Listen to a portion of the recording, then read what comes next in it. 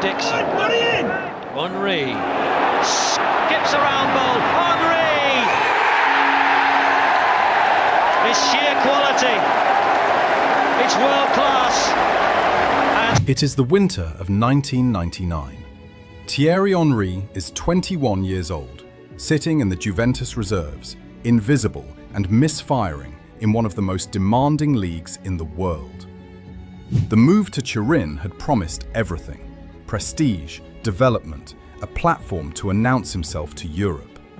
Instead, he found a system that asked him to track back, suppress his instincts, and play a role that had nothing to do with the player he actually was. In 6 months, he managed just 3 goals in Serie A. His career, by some accounts, was already drifting sideways. Then, Arsène Wenger picked up the phone. What follows is one of the great transformations in the history of football. This is the story of Thierry Henry. He was born on August 17, 1977, in Les Ulis, a working-class commune on the southern outskirts of Paris. His parents were from the Caribbean, his father, Antoine, from Guadeloupe, his mother, Maryse, from Martinique. They separated when Thierry was young, and he grew up largely under his father's roof. Antoine Henry was a demanding, intense man who drove his son with a ferocity that bordered on relentless. There was love in it, but there were also standards, and those standards were never allowed to slip. In the streets of Les Ulis, football was the language everyone spoke. Henry absorbed it completely. He was fast, unusually fast, with a natural low center of gravity, a soft first touch, and a left foot that seemed to have its own intelligence. He played with a freedom and flair that made coaches take notice early.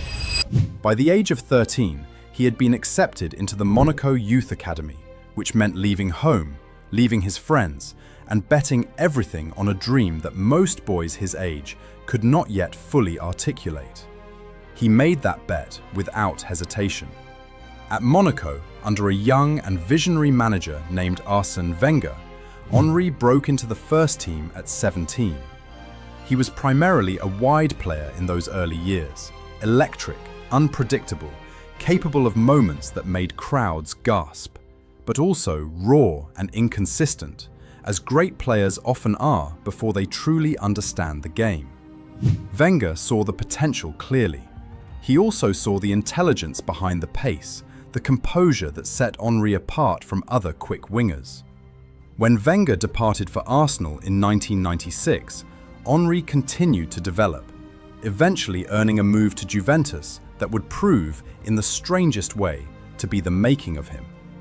The Juventus chapter was brief and, on paper, unsuccessful. But it was also necessary. Deployed in a tactically rigid system that had no room for his natural game, Henry learned what it felt like to be misunderstood by football. He learned the frustration of being talented and invisible at the same time. He was a painting hung upside down, still extraordinary, but completely misread. When Wenger called in January 1999, and Arsenal paid around £11 million to take him to Highbury, Henry did not arrive as a finished product. He arrived as a player who finally had a manager who knew exactly what he was. The transformation Wenger engineered was radical and, in retrospect, one of the most consequential decisions in Premier League history. He did not buy Henry to play wide. He converted him into a centre-forward, a striker, and rebuilt his entire understanding of how to use his gifts. On the training ground, Wenger was meticulous. He taught Henry how to hold his run, how to time his movement to stay onside, how to use his extraordinary pace not to go around defenders, but to arrive in the space behind them before they could react. He taught him where to be, and then freed him to be brilliant there. Within months, something clicked. And once it did, nothing in English football was quite the same again. To watch Thierry Henry at his peak was to see football performed as a kind of high art. He was 6'2", but he moved with the grace and economy of a far smaller man. His first touch killed the ball, regardless of the pace or angle at which it arrived. His dribbling was unhurried and contemptuous, shifts of weight and subtle drops of the shoulder that sent defenders the wrong way, while Henry continued forward without breaking stride. He could score with either foot, from almost any angle, in almost any situation. He chipped goalkeepers. He curled balls into the top corner from 30 yards. He slid them through the narrowest of gaps, lifted them over onrushing bodies, and drove them low and hard into the corner when everyone in the stadium expected something different. His celebration, arm outstretched, pointing to the corner flag, became one of the iconic images of an era. There was pride in it, but also acknowledgement of the team, of the moment, of the work that had made it possible. The numbers Henry produced at Arsenal are almost impossible to process. He became the club's record scorer with 228 goals across all competitions, 175 of them in the Premier League. He won the Golden Boot 4 times. He was voted the Football Writers' Player of the Year on 2 occasions. He set the Premier League record for assists in a single season, 20, in 2002 to 2003. In total, he contributed over 200 goal involvements for Arsenal in the league alone, a figure that places him in a category shared by only a handful of players in the history of English football.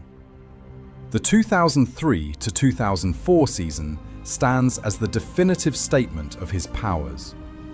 Arsenal went the entire Premier League campaign without losing a single match. 38 games, 26 wins, 12 draws, 0 defeats. They became known as the Invincibles. Henry was their heartbeat.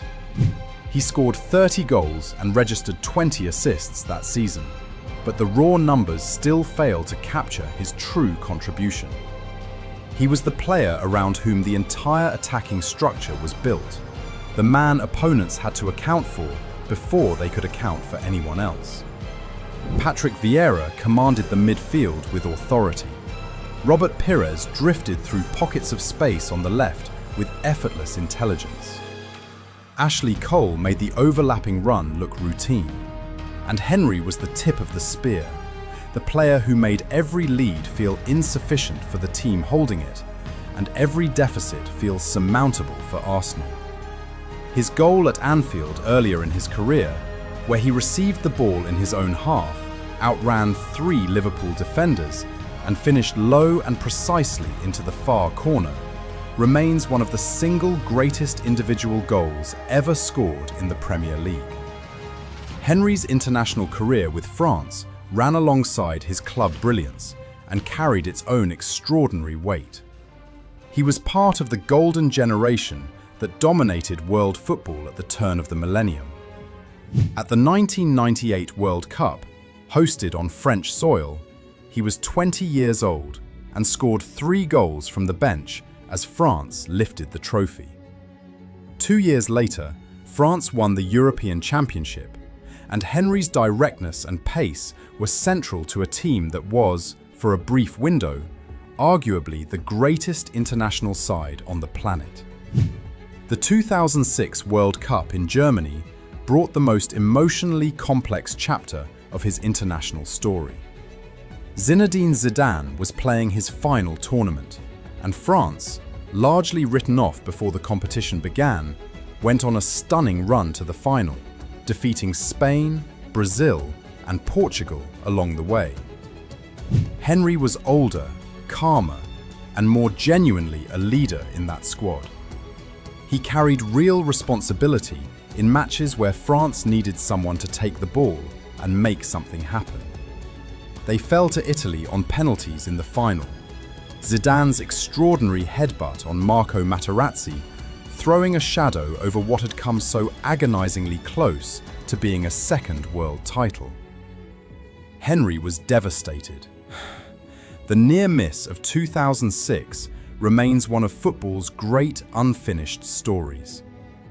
3 years later came the moment that complicated everything. In November 2009, France faced the Republic of Ireland in a two-legged World Cup playoff, with a place in South Africa at stake. In extra time of the second leg, Henry controlled the ball with his left hand twice, before crossing for William Gallas to head home the goal that sent France through. The referee missed it. Ireland was eliminated. The outrage in the days that followed was immediate, sustained, and entirely justified. Henry admitted what had happened, saying the ball had struck his hand, but acknowledging that he had used it deliberately the second time. He called for a replay. FIFA declined. The French Football Federation issued a formal request for a replay that was also refused. Henry had spent his entire career as a symbol of intelligence, elegance, and fair play. The handball did not erase that legacy, but it carved a permanent mark into it. A reminder that even the most admired figures in sport are capable of moments that resist clear explanation. In 2007, Henry joined Barcelona for around £24 million. He was 30 years old, and the move represented a new kind of challenge. The most technically demanding league in the world, the most possession-obsessed system in football, and a squad that was in the process of becoming one of the greatest club sides ever assembled. Under Pep Guardiola in 2008 to 2009, Barcelona won La Liga, the Copa del Rey, and the Champions League. It was a historic treble, and Henry was part of it, playing wide left in a front three alongside Lionel Messi and Samuel Eto'o. He was not the star of that chapter. That role belonged to Messi, who was beginning his ascent to a level no other player has reached. Henry contributed meaningfully, stretched defenses, and showed the maturity to serve a system rather than demand it serve him. In 2010, he joined the New York Red Bulls in MLS, where he scored 51 goals over 4 seasons, elevated the league's profile through sheer presence, and brought the professionalism of the elite game to a competition still building its identity. He retired in 2014, having played at the top level for 20 years. His final career tally stood at 411 goals for club and country, with 51 for France, making him the country's second highest scorer of all time. He won a World Cup, a European Championship, 2 Premier League titles, 3 FA Cups, and a Champions League. His 4 Premier League Golden Boots remain a record that still stands. After retirement, he worked as an assistant with the Belgian national team before taking managerial roles at Monaco and CF Montreal with mixed results. But it is his work as a television analyst with Sky Sports, CBS Sports, and Amazon Prime that has given him a second career of genuine distinction. He is perceptive, technically precise, and willing to say uncomfortable things. The intelligence that made him such a complete footballer translates directly into the way he reads and explains the game. What Thierry Henry changed about English football is not easy to reduce to a single sentence. Before him, the dominant model of the English striker was built on power, aerial threat, and directness. He arrived and kept scoring with a left foot that seemed to work from a different geometry, from angles, distances, and positions that the position had not previously asked for. Coaches began demanding more from their forwards. The lean, tactically intelligent, technically complete attacker became the template. Henry had not argued for this change. He had simply demonstrated it, every game, every season, until the argument was no longer necessary. What endures is not just the goals, it is the way they were scored, with elegance, intelligence, and a quiet arrogance that football, at its absolute highest level, fully earns. Thierry Henry was not merely a great footballer. He was proof that the sport, at its best, is something closer to an art form, and he was one of its greatest artists.